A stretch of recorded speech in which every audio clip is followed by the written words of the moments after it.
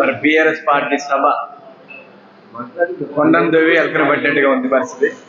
మరి దాదాపు 2001లో వాళ్ళు అనుకుంటున్న టీఆర్ఎస్ ఆవిర్భావమైనప్పుడు వాళ్ళకి ఆఫీస్ లేదు, పార్టీ కోసం ఆఫీస్ లేని పరిస్థితి. అప్పుడు కొండ లక్ష్మీ బాబూజీ గారు ఆఫీస్ ఇచ్చారు.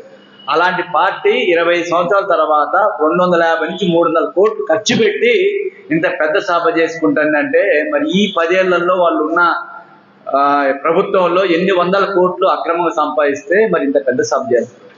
అదే కేసీఆర్, అదే కేటీఆర్, అదే హరీష్, అదే కవిత, మరి నలుగురికి ఇన్ని వందల కోట్ల వేల కోట్ల ఆస్తి ఎక్కడ వచ్చిందో మరి ప్రజలందరూ తెలుసు కాబట్టే మిమ్మల్ని బొందబెట్టి ఇలా కాంగ్రెస్కి అవకాశం ఇచ్చారు.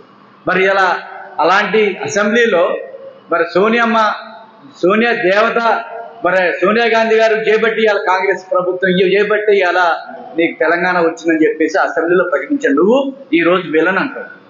అంటే ఏ రోడ్డు కాడు పాట ఆ రోడ్డు పాడుతావు. ఆ రోజు కాంగ్రెస్ కలుస్తా అని చెప్పి బయటకు వచ్చి మళ్ళీ సపరేట్ పోటీ చేసి మళ్ళీ మేము ఉండమని చెప్పేసి అన్నావు.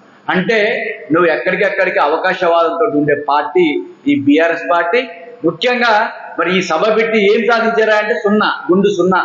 ఎందుకంటే వాళ్ళ మాజీ ముఖ్యమంత్రి కేసీఆర్ గారు మాట్లాడిన దాంట్లో మరి మనం ఇప్పుడున్న ముఖ్యమంత్రి గారు కానీ కాంగ్రెస్ పార్టీని కానీ విమర్శించింది ఏమీ లేదు. వాళ్ళు ఇచ్చిన పథకాలు చెప్పుకున్నా కానీ ఇప్పుడు ఇచ్చిన పథకాల సంగతి ఎవరు చెప్తారు? ప్రజలకు తెలుసు.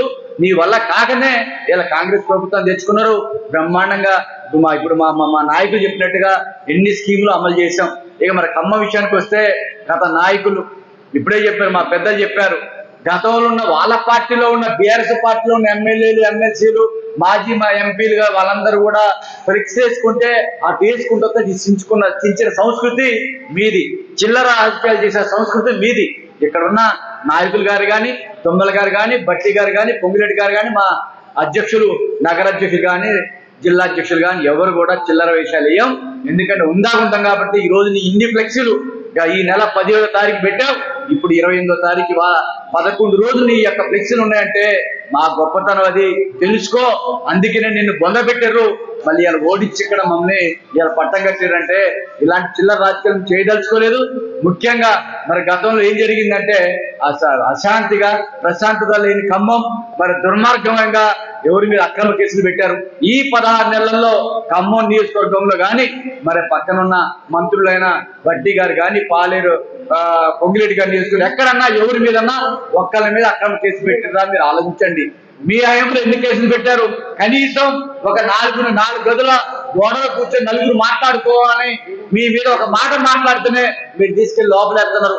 వాకింగ్ చేస్తే వాకర్స్ మాట్లాడుకుంటే తీసుకెళ్లి లోపలేస్తారు. హోటల్లో